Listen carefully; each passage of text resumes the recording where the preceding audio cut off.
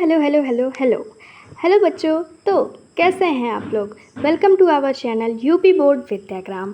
आज हम लोग अपने फिजिक्स के पहले चैप्टर प्रकाश का परावर्तन एवं अपवर्तन की क्लास 3 मतलब पार्ट 3 लेने वाले हैं, जिसमें हम लोग कुछ हेडिंग्स के बारे में डिटेल में समझेंगे।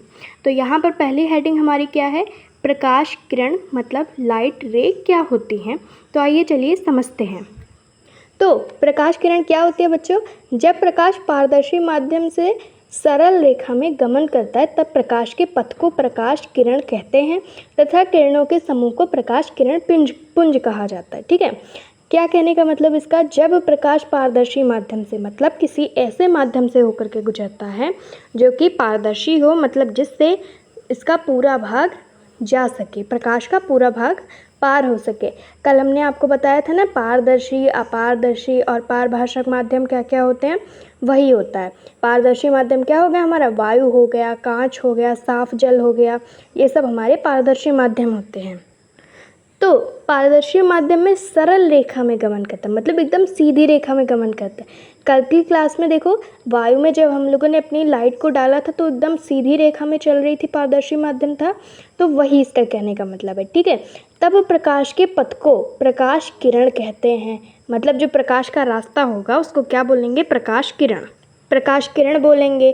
तथा किरणों के समूह को, मतलब ये जो किरण निकल रही है ना, प्रकाश किरण, इनके समूह को ही क्या कहते हैं? प्रकाश किरण पुंज कहा जाता है।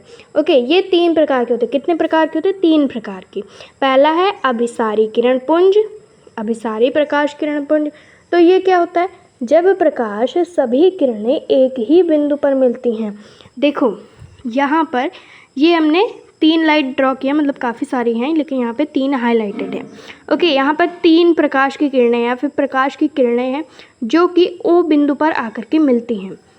देखो फिर से देखो, यहाँ पर एरो पर ध्यान देना तुम लोग। एरो सही से लगाओगे तभी तुम्हारा जो पिक्चर रहेगी वो अच्छे से दिखाई देगी और टीचर को समझ में भी आएगी। इसमें बच्चे बहुत ज़्यादा गलती करते हैं। देखो यहाँ पर एरो इस साइड को मुड़ी हुई है, मतलब प्रकाश ऐसे चल रहा है। प्रकाश यहाँ से निकलता हुआ ओ बिंदु पर आकर के मिल रहा है। ओके, तीनों के तीनों प्रकाश आकर के मिल रहे हैं। तो अभिसारी किरण पुंज क्या हुआ? जिसमें 2 या 2 से अधिक प्रकाश की किरणें, मतलब काफ़ी सारी जितने भी प्रकाश की किरणें हों, वो ओ बिंदु पर या फिर किसी एक बिंदु पर आकर के मिलती हुई प्रतीत होते हैं, उसको बोलते हैं अभिसारी किरण पुंज। ओके, अब नेक्स्ट क्या होता है? अपसारी किरण पुंज, जो कि हमारा प्रकाश किरण पुंज का एक पार्ट है। तो ये क्या होता है बच्चों? तो अपसारी किरण पुंज वे किरणें होती हैं जिसमें जब प्रकाश किरण, मतलब जब प्रकाश की किरणें एक ही बिंदु पर आकर के मिलती हुई प्रतीत होती हैं। देखो ये देखो बच्चों, डिफिनेशन में थोड़ा एरर था, यहाँ पर नहीं से होना चाहिए, क्योंकि जब प्रकाश की किरणें एक ही बिंदु से आती हुई प्रतीत होती हैं, इसको बोलते हैं अपसारी किरण पुंज। जिसमें एक ही बिंदु पर आकर के मिलती हैं उसको बोलते हैं अभिसारी किरण पुंज।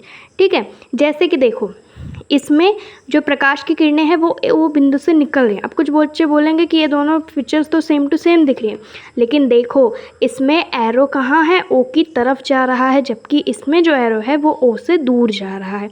मतलब इसमें प्रकाश की किरणें ओ से निकल रही हैं और इसमें प्रकाश की किरणें ओ पर आकर के मिल रही हैं। ठीक है, अब देखो अगली हेडिंग है प्रकाश